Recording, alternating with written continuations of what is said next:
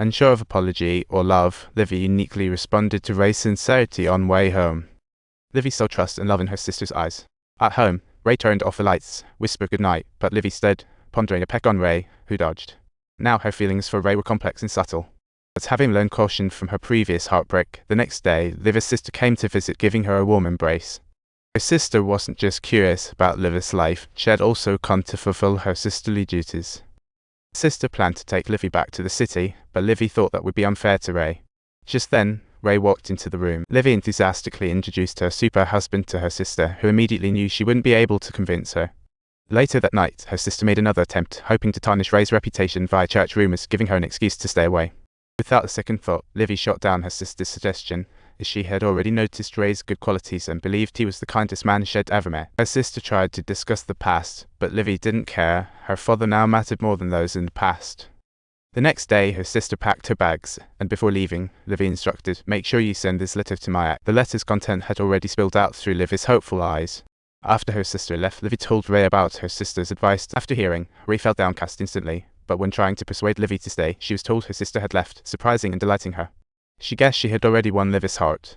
So, under Ross and Flo's invitation, Livi drove them into the wild to collect butterfly specimens. Sister Ross opened Flo's notebook to start recording, only to find it filled with hilarious doodles from the crew. Seeing this, the younger sister snatched the notebook and ripped off that page, and the tension was about to explode. Luckily, Livi cleverly diverted their attention to the fluttering butterflies, averting a fight. On the way back, the trio coincidentally ran into the guy from the book, with Flo glowing with love, while Livi felt an unusual twinge of. After returning the sisters to camp, the truck broke down. Livi tried restarting it to no avail. She patted the faulty gas gauge and realized the car had run out of fuel. In the middle of nowhere, Livi's anxiety burst forth. Luckily, Ray always took a full gas can on trips, and she spotted a grass-covered fuel container. Curiously, she ventured in and stumbled upon some historical artifacts, suddenly recalling Ray mentioning that her ancestors lived in bomb shelters. Livi carried all those little treasures back. She believed Ray's family had an archaeologist, filling her with excitement for the future. In this abandoned place, the antiques Livi found should be burned. Seeing her angry back, Ray tried every way to make amends. Fortunately, that precious sack was buried deep, sparing her from greater misfortune. Ray's apology was not just lip service. On some morning, she'd leave clues for Livi to follow, urging her to cherish dreams, until one day she entered the old cellar with the flashlight meant for Livi. The cellar was filled with vintage farming tools, including an old wastebasket. She carefully took out the items she needed for the future, her heart filled with anticipation. Passion surged in her to hang the old plough on the wall, adorning their cozy home. Time marched on, and soon, early winter's chill rushed in. Unable to resist, Livi invited the irritating Franklin inside, and the husband she had longed for finally arrived.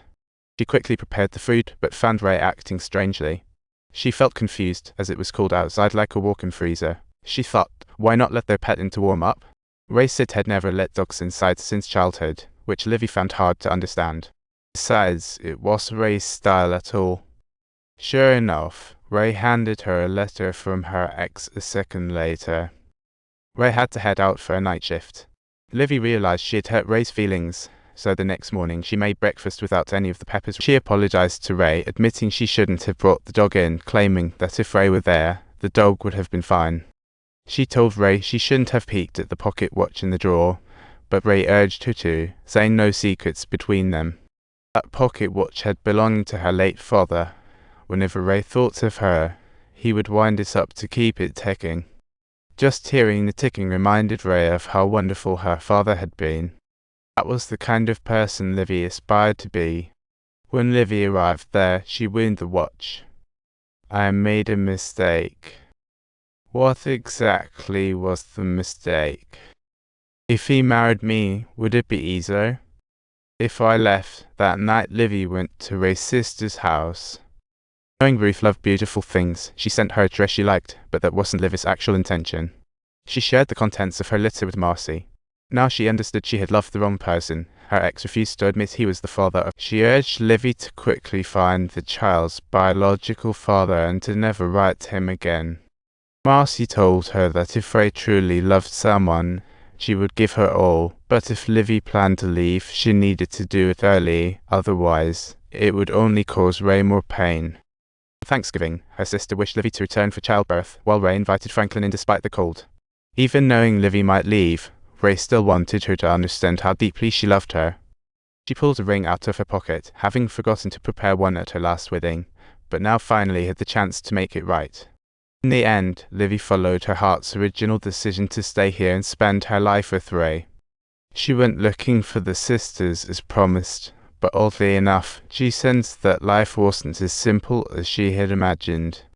If you really enjoy this story, please do not forget to subscribe to my channel.